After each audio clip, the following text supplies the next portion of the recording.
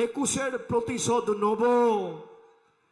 যে সংখ্যায় মানুষ রয়েছে আজকে মাঠে, যদি জোড়া ফুলের বোতামটা টিপে দেয় না 23 তারিখ গিয়ে, তাহলে এই বিরোধীদের, বাংলা বিরোধী বহিরাগত নেতাদের জামানত বাজেয়াপ্ত হবে, লেজে গোবরে হবে।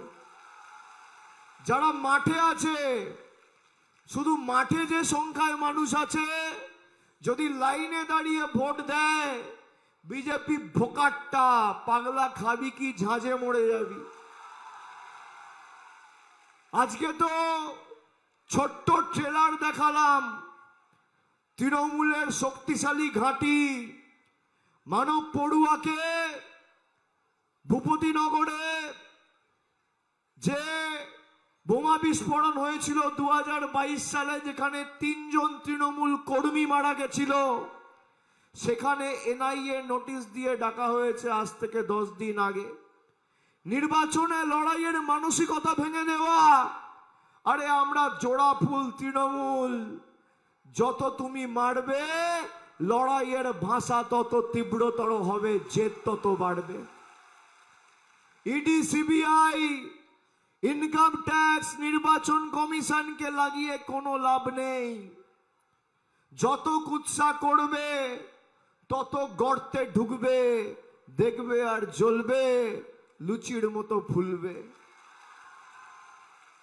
আমি আপনাদের খালি এতটুকু কথা বলে যাব, আমি যখন কোনো কথা বলি আমি ভেবে বলি আর কথা দিলে কথা রাখি।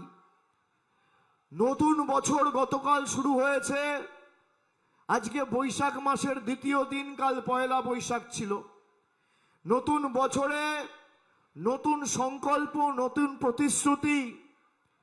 আমি আপনাদের কথা দিয়ে যাচ্ছি, যে ভালোবাসার ঋণে আজকে আপনারা আমাদেরকে আবদ্ধ করেছেন, আগামী দিন সুদ সমেত উন্নয়নের নিরিখে আমি উন্নয়ন করে ভগবানপুর এবং পটাশপুরে উন্নয়নের নিরিখে এই ঋণ পরিশোধ করব, আমি কথা দিয়ে গেলাম।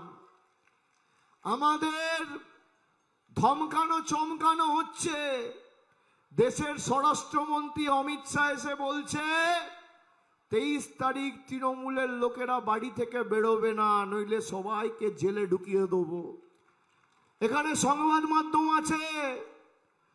আমি অমিত শাহকে বলবো, গুজরাটের কোন গুন্ডা এসে বাঙালিকে ভয় দেখানোর মতো এখনো সৎ সাহস ভারতের মাটিতে কারোর জন্ম হয়নি।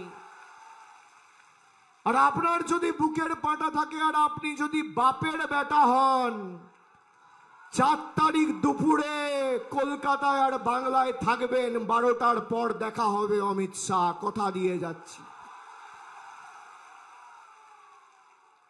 আমি কথা দিচ্ছি আপনাকে, মমতা বন্দ্যোপাধ্যায় যতই উদার হোক, এবার আমার জেদ, এবার খালি রবীন্দ্রসঙ্গীত নয়, বিভিন্ন ব্লকে যারা মানুষের উপর অত্যাচার করে আমাদের বাংলাদেশি বলে, রোহিঙ্গা বলে দাগিয়ে দিয়েছে, তৃণমূল কংগ্রেসের দুর্বলতা, তৃণমূল কংগ্রেসের সৌজন্যতা নয়। তৃণমূল কংগ্রেসের সৌজন্যতা, তৃণমূল কংগ্রেসের দুর্বলতা নয়।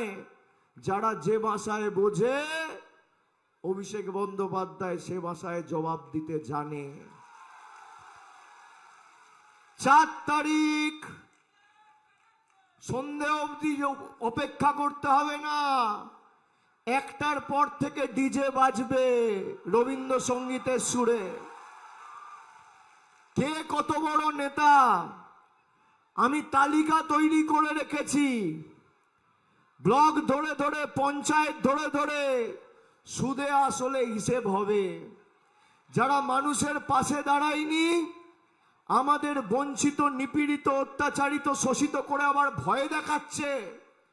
একদিকে প্রধানমন্ত্রী, একদিকে স্বরাষ্ট্রমন্ত্রী, বিজেপির তাবড় তাবড় দিল্লির নেতা, 16টা রাজ্যের মুখ্যমন্ত্রী, প্রতিরক্ষা মন্ত্রী, অর্থমন্ত্রী, রেলমন্ত্রী, কেউ বাদ নেই।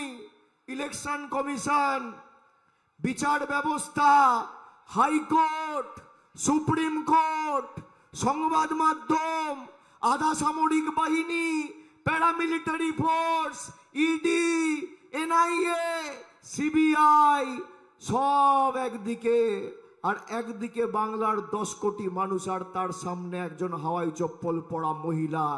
4 তারিখ হিসেব হবে কে জিতবে কে হারবে।